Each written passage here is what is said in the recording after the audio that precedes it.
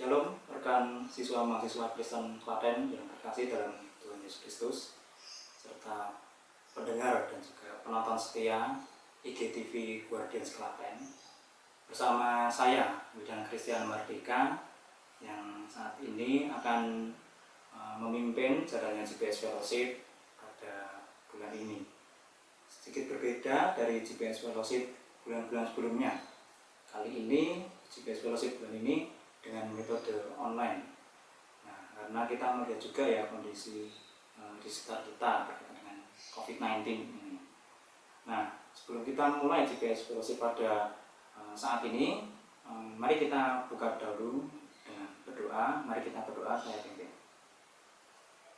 Kami datang padamu ya Tuhan, menghadap hadirat Allah yang Maha Kuasa. Kami memuji Engkau, Allah yang menjagai, Allah yang melindungi setiap kami, Allah yang berdaulat penuh atas dunia ini, Allah juga yang memegang kendali atas keseluruhan kehidupan di dunia ini. Kami memuji Engkau ya Tuhan, bersyukur kalau saat ini tengah-tengah kondisi kami yang sangat sulit untuk bertemu ini, tapi kami tetap bisa terus mengejar pertumbuhan kami tetap bisa mengejar hal yang kekal dalam hidup kami, yaitu belajar firman Tuhan. Engkau menolong kami di dalam kami belajar firman Tuhan pada saat ini berkaitan dengan pengaturan waktu, khususnya untuk pengaturan waktu dalam belajar. Tuhan menolong setiap kami yang mendengarkan di rumah masing-masing, kiranya Tuhan berkati kami mendengarkan. Terima kasih, berkati kami juga dalam menyampaikan firman-Mu ini. Engkau yang mengaruniakan kuasa Roh Kudus supaya kami menyampaikan dengan baik. Terima kasih, dalam nama Yesus bersama kami berdoa, amin. Oke, kita awali fellowship pada saat ini. Kita akan awali dengan sebuah pujian yang teman-teman bisa dengarkan, atau teman-teman juga boleh menyanyikan bersama-sama di rumah masing-masing.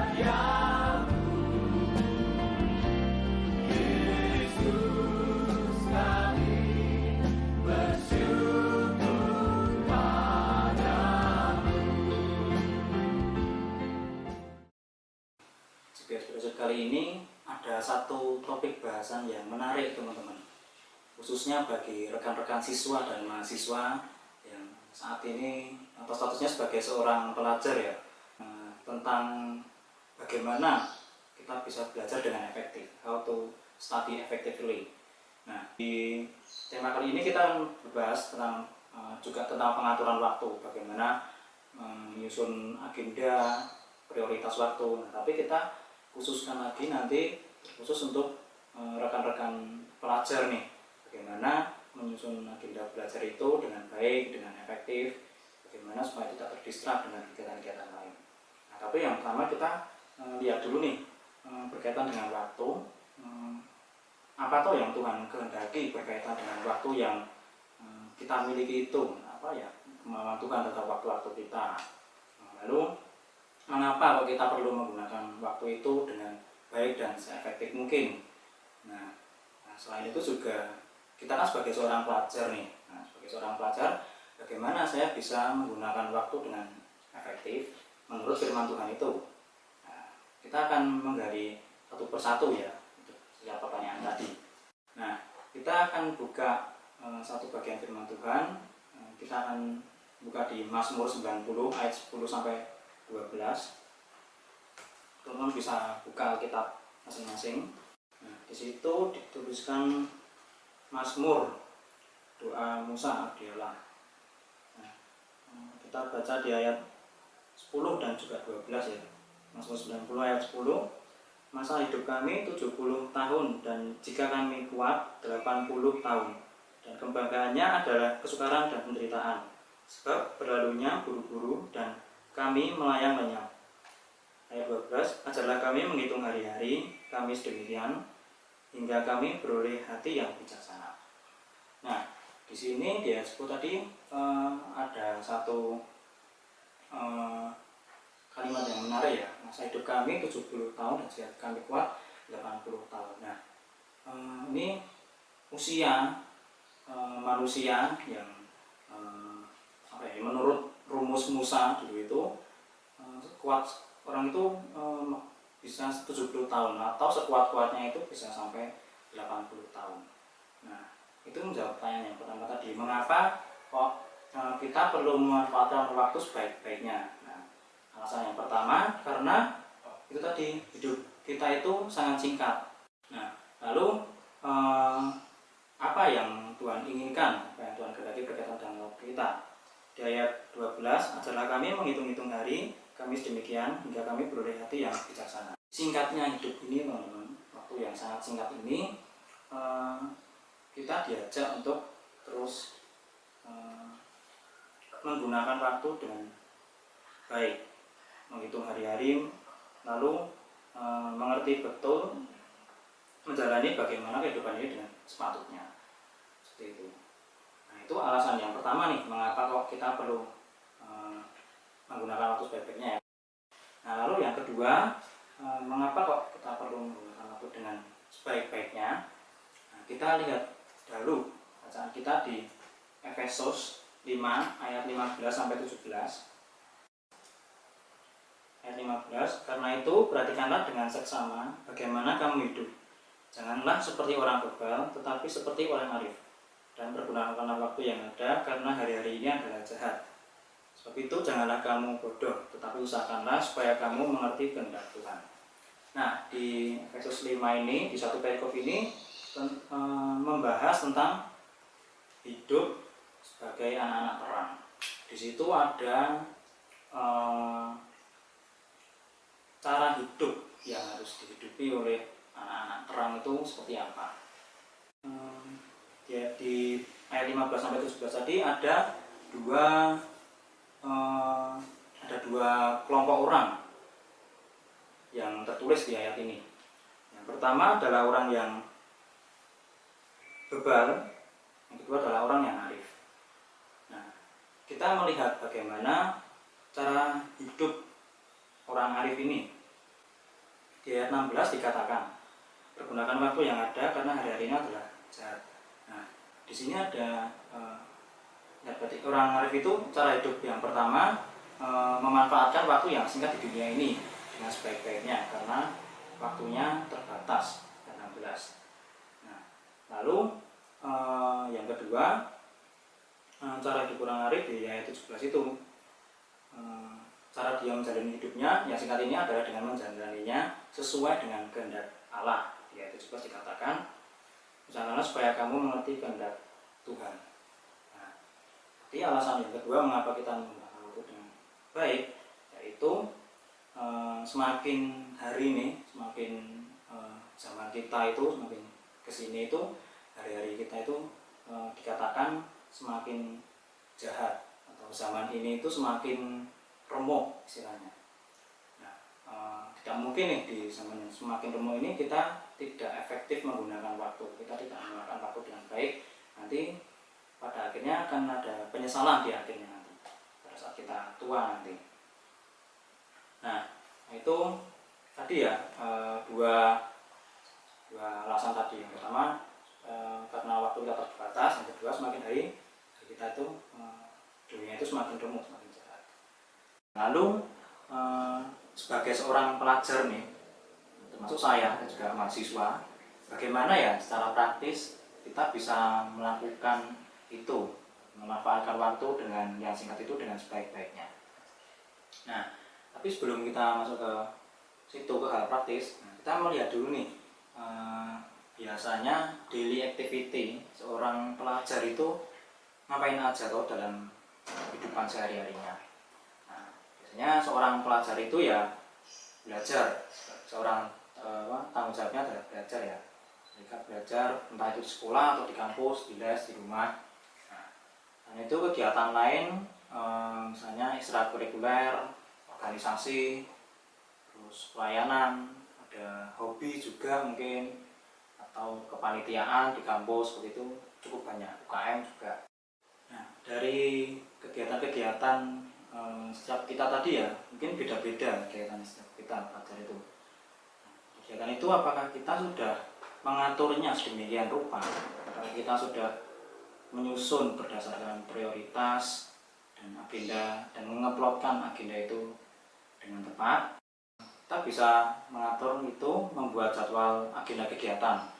Biasanya bisa dibuat di Google Calendar atau dimanapun itu supaya bisa menguploadkan setiap kegiatan setiap waktu tersebut. Nah, sebelumnya kita juga perlu tahu prioritas mana yang perlu kita uploadkan di tempat tersebut. Nah, biasanya dalam membuat waktu, kalau saya sendiri sebulan sekali. Bulan sekali itu membuat list kegiatan selama misalnya bulan April, ini sudah akhir bulan Maret, membuat list kegiatan bulan April. Nah, di dalam satu bulan itu ngapain aja, lalu di breakdown jadi setiap minggunya. Minggu pertama bulan April ngapain, kedua bulan April ngapain.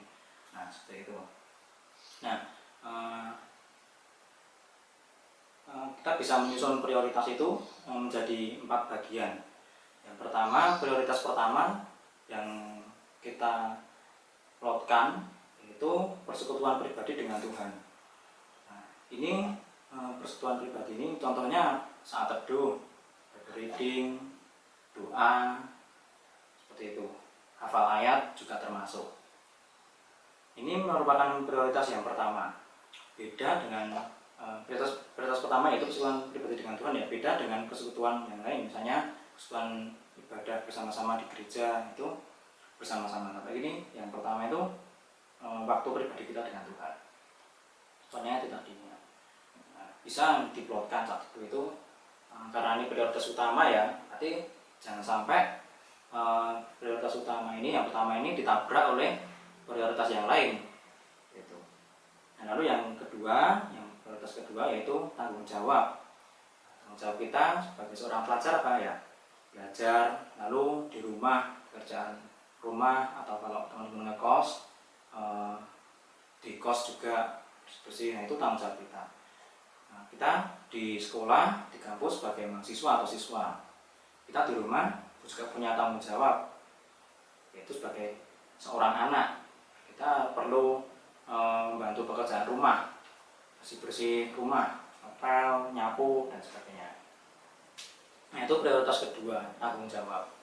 Lalu prioritas yang ketiga yang perlu kita plotkan yaitu tentang pelayanan. Pelayanan ini bisa di gereja, bisa di kelompok PA bagi teman-teman yang belajar firman Tuhan dalam kelompok PA, di Persik, PMK, seperti itu. Itu prioritas yang ketiga yaitu pelayanan.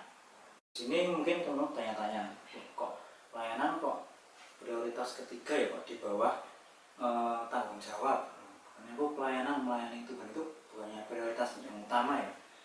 Nah, di sini kenapa kok pelayanan di prioritas ketiga teman-teman? Nah, karena kita tetap melakukan tanggung jawab kita ya sebagai seorang pelajar tadi, yaitu tetap belajar. Nah, misalnya nih ada satu kondisi, misalnya di gereja atau di persekutuan gitu ya, kita misalnya besok ada kegiatan fellowship atau persekutuan gabungan, pada gabungan gitu. Nah, weekend nih acaranya. Nah, di weekday itu kita diminta untuk jadi petugas kan, latihan gitu. Nah, di situ tidak bisa ketika misalnya kita sudah menguploadkan jam 7:30 itu untuk belajar. Lalu misalnya di weekday ketika kita sedang melakukan untuk belajar itu ada agenda untuk latihan misalnya, dan itu sudah sampai menabrak tanggung jawab kita, yaitu belajar. Nah itu menurut saya kurang tepat juga ya, karena kita tetap memprioritaskan tanggung jawab kita itu sebagai seorang pelajar. Contohnya seperti itu. Nah lalu yang keempat, yaitu prioritas keempat itu tentang lain-lain ya, bisa olahraga, tentang isi olahraga, free time, bisa istirahat, tidur. Nah itu juga penting, bisa diplotkan di lain-lain. Nah, jadi kalau kita ulang tadi ada 4 prioritas ya, persekutuan dengan Tuhan secara pribadi, tanggung jawab, pelayanan, dan juga lain-lain.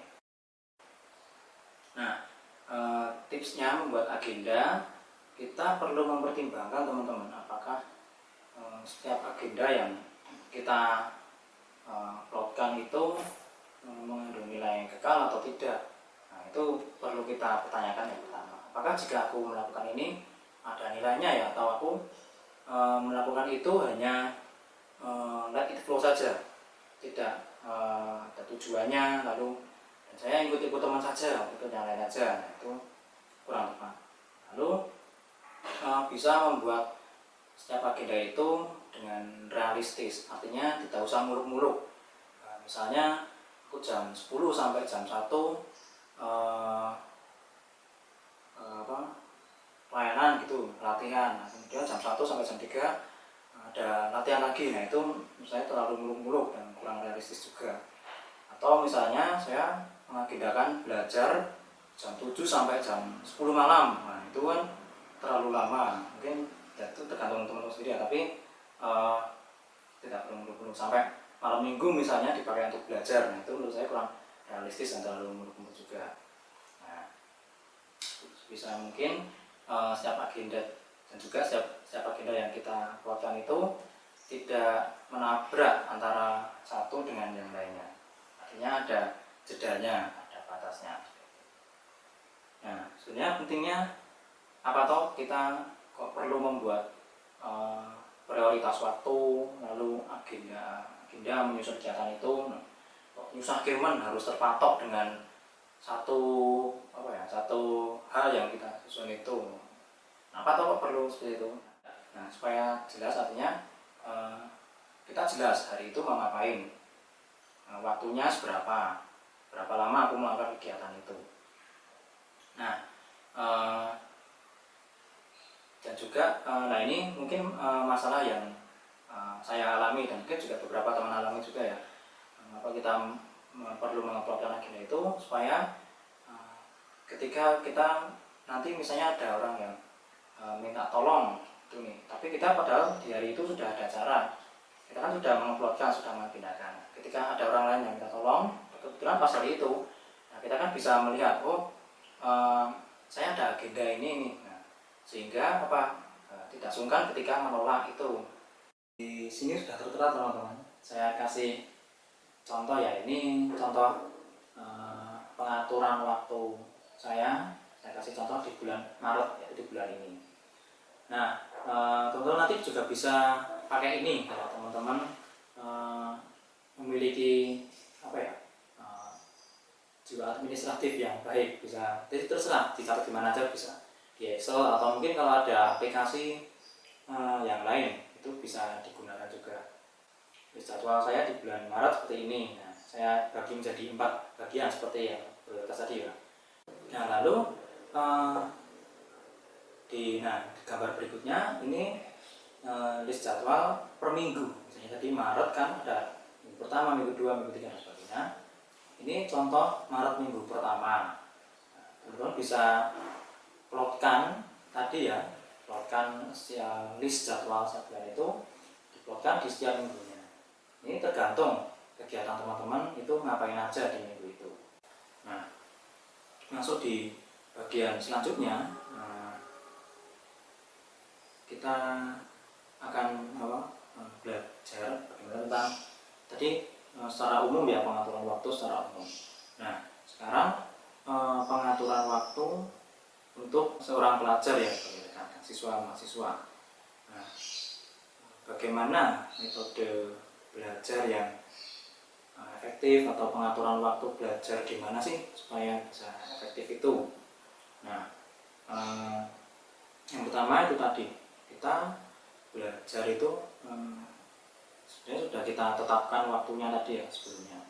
Nah, langkah pertama itu tadi, supaya belajar dengan efektif. Langkah pertama kita perlu menetapkan jadwal belajar dulu. Belajar teman-teman kapan? Beda-beda. Ada yang setiap hari belajar, ada juga yang belajarnya cuman kalau besok mau ulangan, nah, misalnya gitu. Nah, itu tidak disarankan gitu.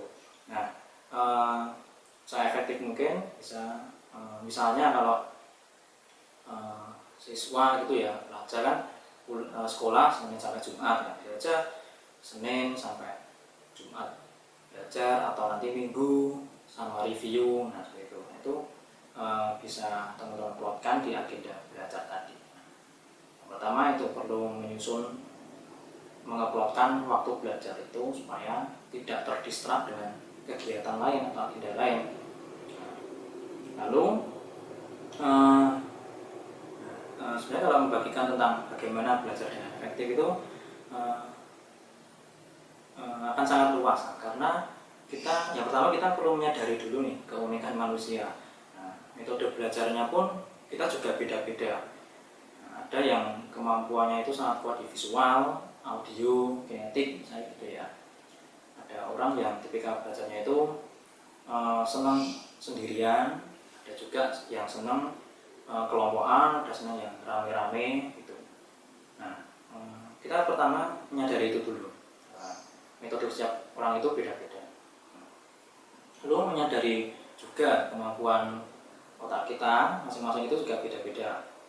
Mungkin ada yang kuat belajar selama 2 jam misalnya, ada yang kuat sampai 3 jam bahkan. Itu tentunya akan beda-beda nanti metodenya. Nah, saya akan membagikan beberapa metode belajar dengan efektif ya. Nah, tapi ini secara umum saja teman-teman.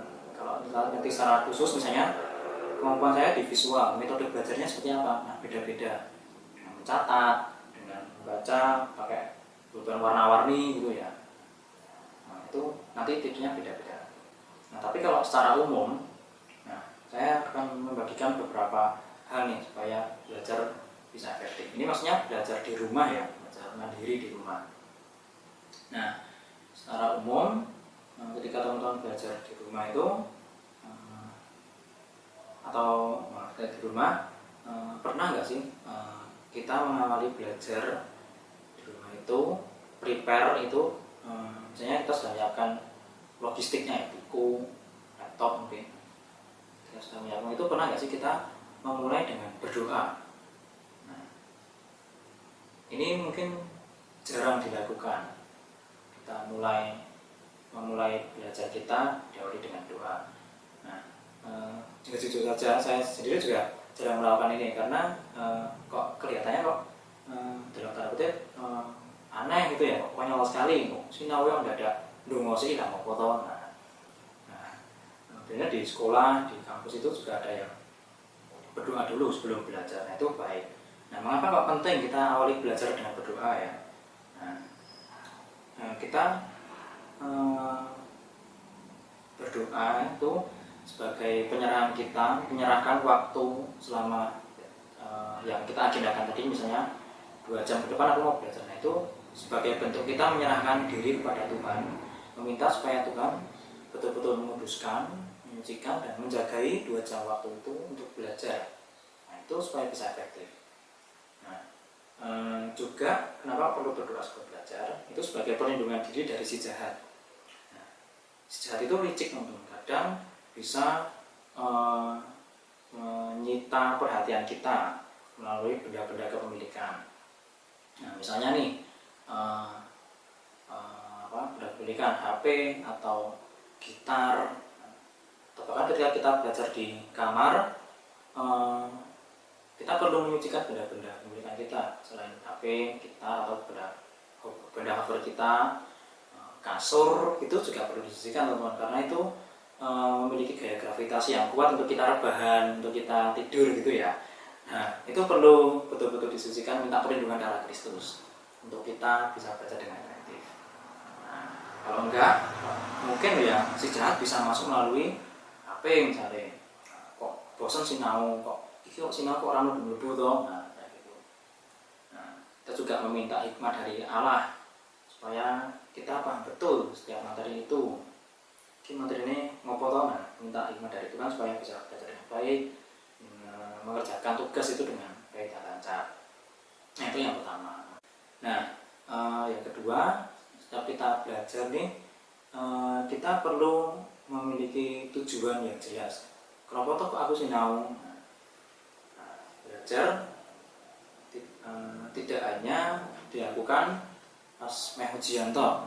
Biasanya seperti itu, nek siswa ujian ora sinau. Tapi ini perlu kita pertanyakan lagi.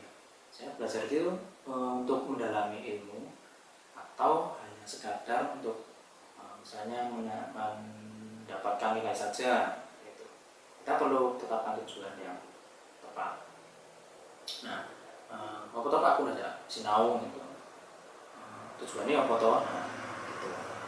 Apakah hanya ikut-ikutan teman atau sekedar mengerjakan tugas, atau saya ingin betul mendalami ilmu itu? Itu yang kedua. Apapun itu mata pelajarannya ya, atau di bidang manapun teman-teman kuliah, itu perlu ditetapkan tujuannya apa toh.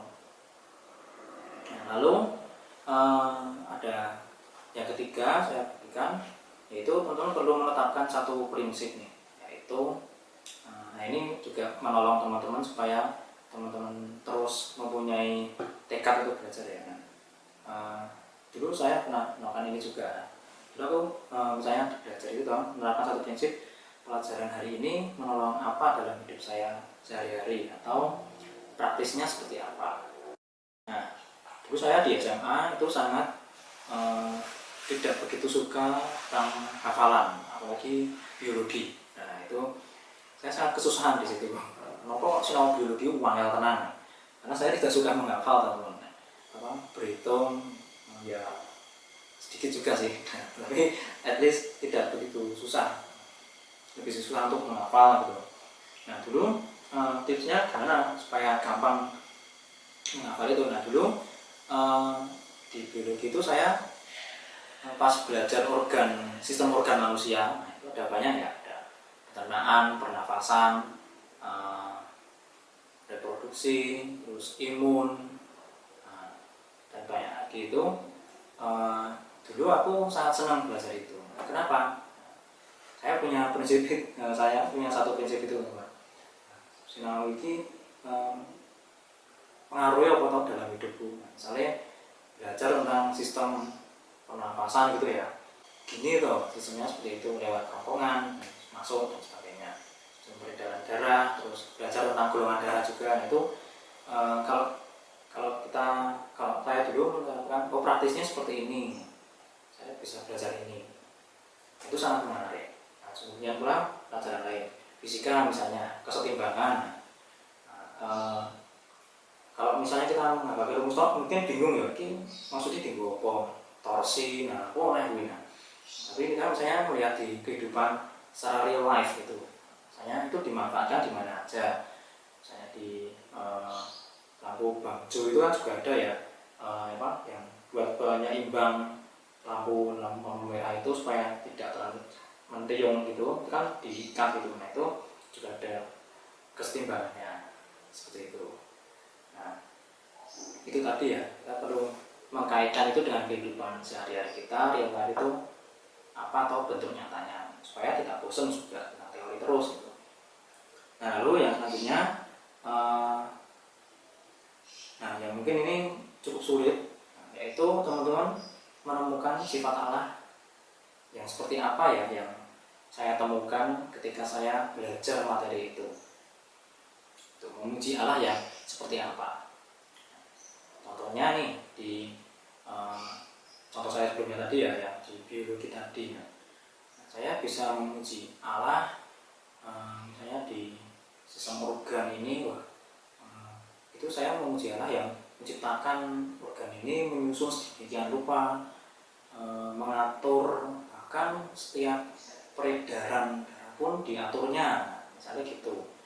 Itu menolong kita untuk terus mempunyai selain kita relasi dengan Allah tadi ya, itu menolong kita untuk terus semangat dalam belajar. Kali ini kita akan membahas tentang belajar, tapi disesuaikan dengan kondisi saat ini ya teman-teman. Sekarang belajarnya beda dari biasanya. Sekarang belajar dari rumah atau study from home bahasanya seperti itu, karena satu pandemi COVID-19 ini ya teman-teman, yang menyerang wabah di Indonesia ini, kan sampai di Klaten juga. Nah, sebenarnya saya juga baru pertama kali ini sih study from home, belajar online ini. Nah, tentunya banyak tantangan ya teman-teman ketika study from home ini. Nah, mungkin banyak tugas gitu, terus dosennya atau gurunya nggak ngajar, terus deadline. Nah, saya juga kemarin beberapa tanya pada salah seorang siswa itu apa toh kesulitannya, tantangannya apa.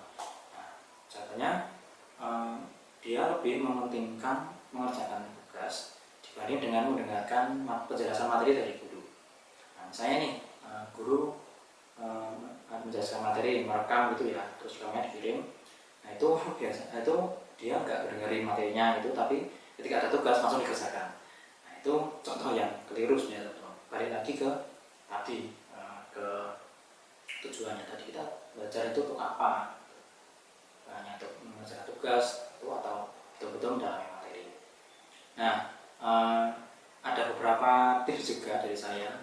Mungkin ini bisa teman-teman sesuaikan dengan kondisi masing-masing ya. Nah, bayangin kalau belajar di rumah ini, itu sangat fleksibel, bisa dikerjakan di mana aja.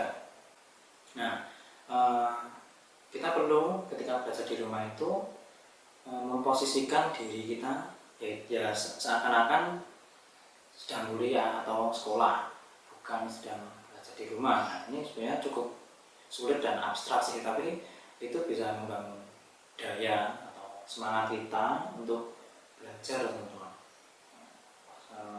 Sekalipun di rumah, tapi aku memposisikan diri itu sekolah atau kuliah di situ, supaya itu membangun semangatku untuk belajar. Itu benar-benar aku kuliah. Nah, terus juga kamu bisa memilih lokasi yang aman atau yang nyaman di meja belajar. Nah, ini sangat tidak disarankan di kasur gitu ya, karena itu sangat banyak godaannya, bisa tertidur nanti malam. Nah, lalu persiapkan kebutuhan belajar, misalnya HP, laptop, gitu, listrik, kuota, catatan materi-materi. Tentu perlu mendoakan ini ya. Nah, selama ketakutanku selama belajar di rumah itu adalah mati lampu, mati listrik.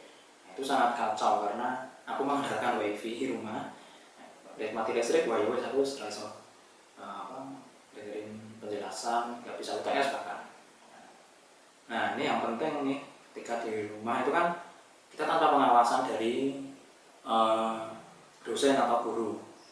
Di situ kita bisa aja ketika merekam materi itu bisa sambil dolanan HP, bisa aja sambil YouTubean, bisa aja sambil misalnya ya hobi main gitar, bisa aja sambil main gitar gitu ya.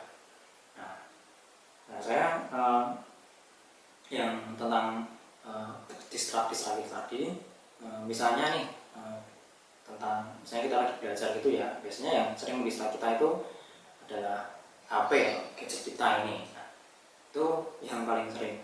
Contohnya misalnya lagi belajar itu ada satu notifikasi yang muncul. Nah, mungkin kita masih bertahan, sok-sokan jaim gitu ya, harus menetapkan untuk sinau. Nah, tapi ketika notifikasi berikutnya sudah ditadami sadar, wah ini notifikasi apa? Nah, lalu ada notifikasi lagi, wah wes tergoyahkan imahnya, langsung buka itu. Nah, sebagai tips mungkin teman-teman bisa nonaktifkan notifikasi dari HP tersebut, karena betul saya juga mengalami notifikasi ini sangat mengganggu sekali. Nah, tapi ketika kita belajar itu sangat mengganggu.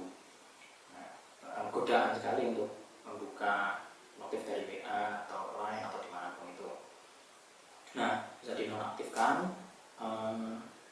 aplikasinya. Kalau WA itu bisa teman-teman setting di kalau di HP saya ya, itu di setting, lalu bisa di misalnya kalau ada grup itu yang grup gibah atau grup apa yang sering nyepam gitu, bisa di silent dulu notifikasinya.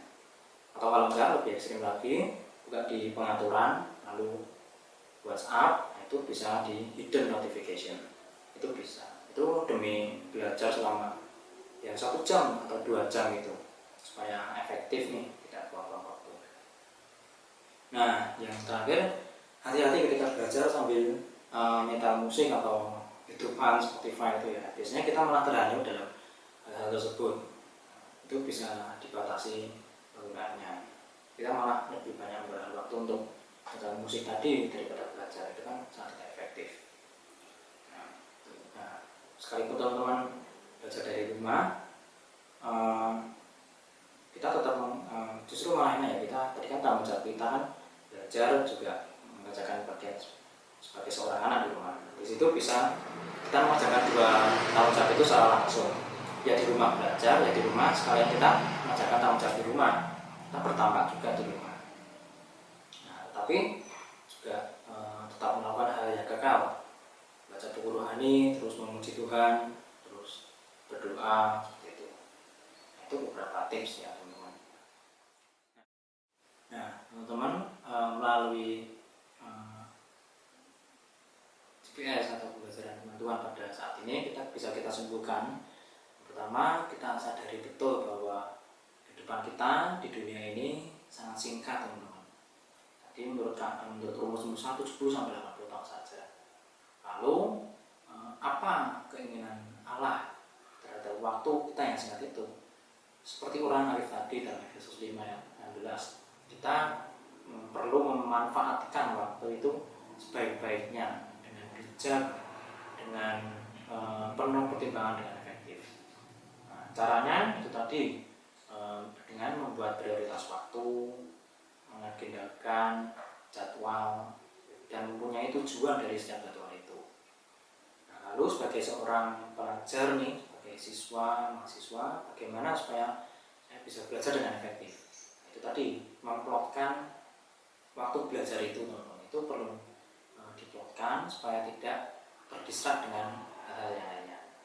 Nah, di belajar tadi ada beberapa tips gitu ya, seperti awali belajar dengan berdoa, yang kelihatannya mungkin sepele, belajar punya tujuan dalam belajar, terus menetapkan prinsip praktisnya apa, ya, menemukan sifat Allah, terus juga bagi teman-teman yang saat ini sedang belajar di rumah, memanfaatkan waktu itu dengan baik dan seefektif mungkin. Mungkin banyak waktu luang, tapi ini menolong teman-teman untuk memanfaatkan waktu itu dengan bijak. Nah, itu tadi pemaparan tentang how to study effectively. Nah, berharap bisa menolong teman-teman supaya bisa memanfaatkan waktu dengan baik, terkhusus ketika teman-teman sedang belajar. Demikian, terima kasih. Untuk menutup firman pada saat ini, saya ajak teman-teman untuk berdoa. Mari kita bersama berdoa. Kami bersyukur Tuhan untuk waktu yang Tuhan berikan di dalam kehidupan kami ini. Terima kasih Tuhan boleh menganugerahkan kami kehidupan. Terima kasih karena Engkau boleh terus-menerus ada bersama-sama dengan kami di dalam kami hidup ini. Terima kasih Tuhan, melalui firman Tuhan yang kami dengar pada saat ini, kiranya boleh menolong kami untuk mempergunakan waktu dengan baik, seefektif mungkin, manfaatkan waktu dengan bijak. Kami akan membuat prioritas waktu dan kami membuat agenda, karena itu menolong kami untuk menolong kami supaya boleh membuatkan kegiatan dengan baik. Terima kasih Tuhan, kami menyerahkan firman yang kami dengarkan pada saat ini dan pada kuasa-Mu bila kami boleh menerapkan dalam kehidupan sehari-hari. Terima kasih, dalam nama Yesus bersama kami berdoa.